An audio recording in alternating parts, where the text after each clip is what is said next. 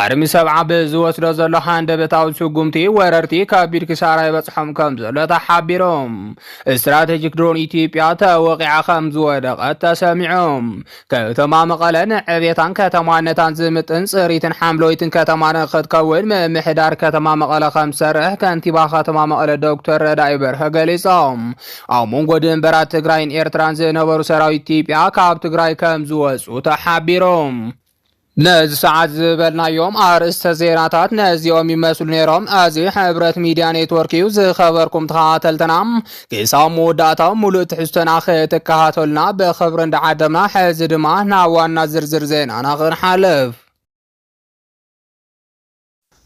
አርሚ ሰብዓ ብዝወስዶ ዘሎ ሃንደበታዊ ስጉምቲ ወረርቲ ከቢድ ክሳራ ይበፅሖም ከም ዘሎ ተሓቢሮም አርሚ ሰብዓ ሰራዊት ትግራይ ሙሉእ ትግራይ ኣብ ትሕቲ ደመኛ ፀላእት ትግራይ እንተ ወዲቓን ኣብ ትግራይ ኮይንካ ምምላስ እንተ ከቢዱን እቲ ቃልሲ ካብ ሱዳን ንምጅማር ተባሂሉ ኣብ ሱዳን ብዝተወሰኑ መራሕትን ኣባላትን ሰራዊት ትግራይ ዝተመስረተት ምዃና ይፍለጥ። ኣብዚ ሕዚ እዋን ግን አርሚ ሰብዓ ሰራዊት ትግራይ ድሮን ፀረ ድሮንን ካልኦት ነጥቢ ቀየርቲ ኣፅዋራትን ዝወነነት ምዃና ሚስጥራዊ ፍልፍላት ይሕብሮም ብሓይሊ ሰብ ይኹን ብቴክኖሎጂ ካብ ኣርምታት ሰራዊት ትግራይ እታ ዝጠንከረት ኣርሚ ምዃና ካብ ወተሃደራዊ ፍልፍላትና ዝተረኸበ ሓበሬታ የረድኦም። ፍልፍላትና ከም ዝሕብርዎ ኣርሚ ሰብዓ ኣብ ሕድሕድ ኩናት ሱዳን እውን ትሳተፋላ ዝብሉ ክስታት ከም ዘለው ገሊፆም። ሃገራዊ ሰራዊት ሱዳን ዝመርሕ ዘሎ ጀነራል አልቡርሃን ብዓማፂ ጀነራል ሓምዳን ዳጋሎ ተሰዓይሩ ካብ መብዛሕትኡ ግዝኣታት ሱዳን ሃዲሙን ንምውዳቅ ቀሪቡን ከም ዝነበረ ይፍለጥ። ኣርሚ ሰብዓ ሰራዊት ትግራይን ሰራዊት ኤርትራን በዝገበርዎ ድጋፍ ግን ጀነራል አልቡርሃን መብዛሕትኡ ግዝኣት ሱዳን ከም ዝተቆፃፀረ ፍልፍላት ይሕብሮም።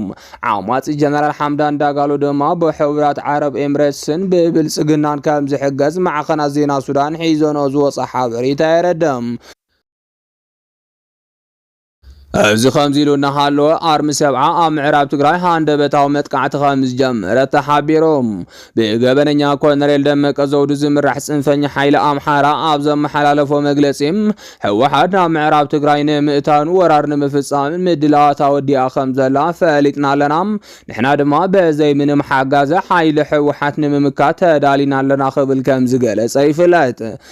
ኣብ ምዕራብ ትግራይ ዝርከውን ብእኒ ኮሎኔል ደመቀ ዘውዱ ዝምርሑን ፅንፈኛ ሓይልታት ኣምሓራ ተልእኮ ብልፅግና ኦሮሞ እምበር ተልእኮ ህዝቢ ኣምሓራ ከም ዘይብሉ ክገልፅ ፀንሐ እንትኸውን ሕዚ ድማ ሓላፊ ማእኸላይ ኮማንድ ፋኖ ዝኾነ ጀነራል ተፈራ ማሞ ምዕራብ ትግራይ ናይ ትግራይ ስለ ዝኾነ ትግራይ ግዝኣታት ክምለሰላ ኣለዎ ክብል ኣብ ሰሙን እዚ ገሊፆሎም። ስለዚ ድማ እቲ ኣብ ምዕራብ ትግራይ ዘሎ ፅንፈኛ ሓይሊ ኣምሓራ ካብ 4 ኪሎ ተልእኮ እናተዋሃቦ ዝንቀሳቐስ ሓይሊ እምበር ምስ ሓይልታት ፋኖ ርክብ ከም ዘይብሉ ተፈሊጦም።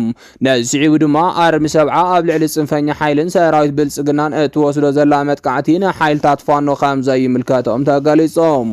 ዛጊድ ብዘሎ ሓበሬታ መሰረት አርሚ ሰብዓ 3 ቁሸታት ከም ዝተቆፃፀረትን ኣብ ልዕሊ ፀላኢ ከቢድ ክሳራ ከም ዘብፅሐትን ተሓቢሮም። ስትራቴጂክ ድሮን ኢትዮጵያ ተወቂዓ ከም ዝወደቐት ተገሊፆም። ብኢትዮጵያ ትውነን ስትራቴጂክ ድሮን ተጠሊፋ ኣብ ቡሬ ከም ዝወደቐት ተሓቢሮም። ኢትዮጵያ ሎሚ ወግሐ ፀብሐ ድሮናት ኣብ ሰማያት ትግራይን ኤርትራን ተዋፍር ከም ዘላ ክሕበር ፀኒሖም። ብተደጋጋሚ ኣብ ሰማያት ትግራይ ይኹን ሰማያት ኤርትራ ዝንቀሳቐሳ ዘለዋ ድሮናት ኤርትራ ድማ ሎሚ ካብ መጠን ንላዕሊ ቀስቀስቲ ውግእ ምዃነንን ስጋት ማሕበረሰብ ኮይነን ከም ዘለዋን ብስፍሓት ተገለጸ ይርከብ። ነዚዕቡ እውን ሎሚ እቲ ከባቢ ኣብ ድሮ ኩናት ከም ዘሎ ብስፍሓት ዝንገረሉ ዘሎ። ብመሰረት እዚ ድማ ኤርትራ እውን ነዚ ምንቅስቃስ ድሮናትን ስለላን ኢትዮጵያ ደው ንምባል ኣፅዋራታን ካልኦት ኣለው ንትብሎም ናይ ሰራዊት ኣመራርሓን ናብቲ ቦታ ክተፀግዕ ጀሚራላ። ብመሰረት እዚ ድማ ውጥረት ክልቲአን ሃገራት ካብ ዓቐን ላዕሊ ኮይኑ ከም ዘሎ ዝተፈላለያ ወተሃደራዊ ምንጭታት ካብቲ ከባቢ እንዳገለጻ ይርከባ። ሎሚ ድማ ነዚ ወተሃደራዊ ውጥረት ዘባኣስ ሓዱሽ ዜና ካብቲ ከባቢ ከም ዝተሰምዐ እንዳተገለጸ ይርከብ። እቲ ዜና ድማ ናይ ኢትዮጵያ ዘበናዊ ድሮን ዝተባሃለት ኣብ ሰማይ ቡሬ ስለላ ኣብ ተካይደሉ ዝነበረት ግዜ ተጠሊፋ ከም ዝወደቐት ተሓቢሮሎም። ሎሚ ዝተሰምዐ ዜና ከም ዝሕብሮ ከዓ ስትራቴጂክ ድሮን ኢትዮጵያ ተወቂዓ ምውዳቓ ተሓቢሮሎም። ብኢትዮጵያ ትውነን ስትራቴጂክ ድሮን ተጠሊፋ ኣብ ቡሬ ከባቢ ከም ዝወደቐት ተረጋጊፆም። ብሓይልታት ምክልኻል ሰራዊት ሰራዊት ኤርትራ ተጠሊፋት ዝወደቀ ድሮን ኣብ ሰሙን ኣብ መሬት ትግራይ ደብዳብ ዝፈጸመት ዓይነት ድሮን ምዃና ድማ ተረጋጊጾም ክሳብ ሕዚ ብወገን ኤርትራ ይኹን ኢትዮጵያ ዝተባሃለ ነገር ዘየለ ኮይኖም ድሕሪ ምሕምሻሽ ድሮን ብኢትዮጵያ ዝዋፈራ ድሮናት ምንቅስቃስ ቀኒሰን ምህላዎም ድማ ተሓቢሮም ሓይልታት ምክልኻል ኤርትራ ድሮንን ጸረ ድሮን ሓዊሱ ዝተፈላለዩ ዘመናዊ ቴክኖሎጂ ተዓጢቆም ከተማ መቐለ ንዕብየታን ከተማነታን ዝምጥን ጽሪትን ሓምለወይትን ከተማ ንኽትከውን ምምሕዳር ከተማ መቐለ ከም ዝሰርሕ ከንቲባ ከተማ መቐለ ዶክተር ረዳኢ በርሀ ገሊፆም። ቤት መዘጋጃ ከተማ መቐለ ኣብ ሓምለዋይ ልምዓትን ጽሬትን ከተማ መሰረት ገይሮም ህዝቢ ናይ ምልዕዓልን ምንቕሓን ኣብ ዝተዳለወ መድረኽ ዝተረኸቡ ከንቲባ ከተማ መቐለ ዶክተር ረዳኢ በርሀም ከተማ መቐለ ንዕብየታን ከተማነታን ዝምጥን ጽሪትን ሓምለወይትን ከተማ ንኽትከውን ምምሕዳር ከተማ መቐለ ከም ዝሰርሕን ህዝቢ ድማ ነዚ ቀንዲ ደጋፋይ ንክኸውንን ገሊፆም። ከተማ መቐለ ቅድሚ ፅንተታዊ ኩናት ዝነበራ ምስልን ፅባቐን ንምምላስን ሓምለወይትን ፅሪትን ከተማ ንምግባር ካብ ላዕሊ ክሳብ ታሕቲ ብዝተዋደደ መልክዑ ንክስራሕ መልእኽቶም ኣመሓላሊፎም። ኣብ ህልው ኩነታት ከተማ መቐለ ኣብ እንታይነት ኣተኣላልያ ደረቕ ጓሓፍን ኣብ ምፍጣር ፅሪትን ሓምለወይትን ከተማ ምፍጣር መሰረት ገይሮም ዝወፁ ዘለዉ ኣዋጃትን ደንብታትን ብዝግባእ ትግበሩ መሰረት ዝገበረ መድረኽ ህዝባዊ ዋዕላ ከም ዝኾነ ዝገለጹ ድማ ዋና ኣካያዲ ስራሕ ቤት ማዘጋጃ ከተማ መቐለ ኣይተ ወረስ ገብረ ጻድቃን እዮም። ብብርኪ ምምሕዳር ከተማ መቐለ ዝካየድ ዘሎ እዘተ ኣብ ኣተኣላልያ ደረቕ ጓሓፍ ዝረኣዩ ዘለዉ ፀገማት ንምፍታሓን ኣብ እንታይነት ምኽባር ደንቢ ፅሬትን መሰረት ገይሩ ዝሳለጥ ዘሎ እንትኾን ብርቂ ዝበሉ ዝምልከቶም ኣካላትን ተወከልቲ ማሕበረሰብን ኣብቲ ዝሳለጥ ዘሎ መድረኽ እናተሳተፉ እዮም።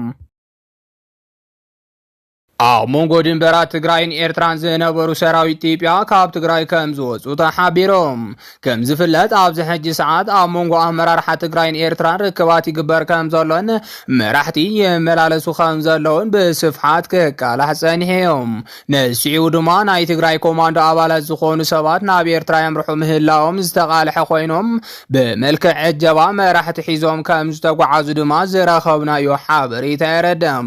እዚ ድማ ኣብ መንጎ ኤርትራ ትግራይን ዘሎ ርክብ ተጠናኺሩ ከም ዝቐጸለ ዘረድኡ ክብሉ ዝተፈላለዩ ተንተንቲ እንዳሓበሩ ይርከቦም።